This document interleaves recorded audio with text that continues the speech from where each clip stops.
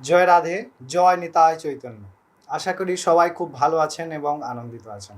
আমরা ভগবানের অমৃতময়ী কথা শ্রীমদ্ ভাগবত মহাপুরাণ পর্যায়ক্রমে আলোচনা করে চলেছি। আগের দিন আমরা 52তম শ্লোক দেখলাম, আজকে 53তম শ্লোক শ্রীমদ্ ভাগবত মহাপুরাণ প্রথম অধ্যায়ে মাহাত্ম্য কথার আমরা আলোচনা করব। বর্তমানে আমরা যে শ্লোকগুলি দেখছি, নারদ মুনি এবং ভক্তি মহারানীর সঙ্গে কথোপকথন হচ্ছে। ভক্তি মহারানী পর্যায়ক্রমে তাহার যে বিশেষ বিস্তার তাহা বলছেন নারদ মুনিকে, কারণ তিনি ডেকেছিলেন নারদ মুনিকে তাহার যে অসুবিধা, তাহার যে সমস্যা, সেই সমস্যা থেকে উদ্ধার করার জন্যে ভো ভো সাধুষণম তিষ্টমচিন্তমাপি নাশয় দর্শনম তব লোকস্য সর্বথা ঘৃণম পরম।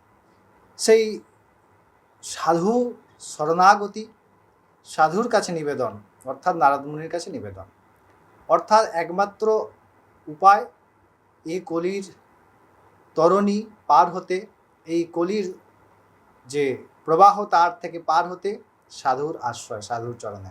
ভক্তি মহারানী আজকে বলছেন তাহার সমস্যার কথা। আমরা 53তম শ্লোকে এটি আলোচনা করব। 53তম শ্লোকে কি বলছেন ভক্তি মহারানী? ভক্তি মহারানী বলছেন, ত্রয়াণম সহচারিত্বাদ বৈপরীত্বং কুতঃ স্থিতম ঘটতে জড়ঠা মাতা তরুণৌ তনয়াবৃতি। ভক্তি মহারানী নারদ মুনিকে বলছেন যে, হে নারদ মুনি, এই যে সমস্যা আমার, এটি অত্যন্ত গম্ভীর এবং বিশেষ। কারণ আপনি দেখুন, এই তিনজনের মধ্যে যে বৈপরীত্য ভাব, অর্থাৎ মাতা তরুণী কিন্তু পুত্র বৃদ্ধ, এটি সচরাচর দেখা যায় না। এটি একটি অসম্ভাব্য ব্যাপার। এটিকে কিন্তু আমরা আমাদের চরিত্রের সঙ্গে মেশালে হবে না।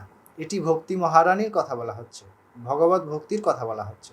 তিনি রূপ ধারণ করে আমাদেরকে বোঝাচ্ছেন আমাদের ভক্তির পথে কি কি সমস্যা, আমাদের ভগবত প্রাপ্তির পথে কোন বিষয়গুলির কি সমস্যা এবং সেগুলি থেকে উদ্ধার পাওয়া সম্ভব কী করে।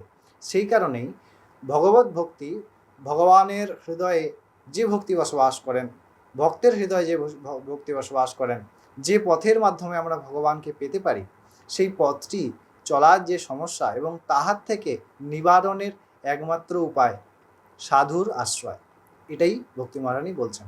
আমরা পরবর্তী শ্লোকে আরও বিস্তারিত আলোচনা করব পরবর্তী শ্লোক অনুযায়ী। তখন সবাই খুব ভালো থাকুন, আনন্দে থাকুন। জয় রাধে।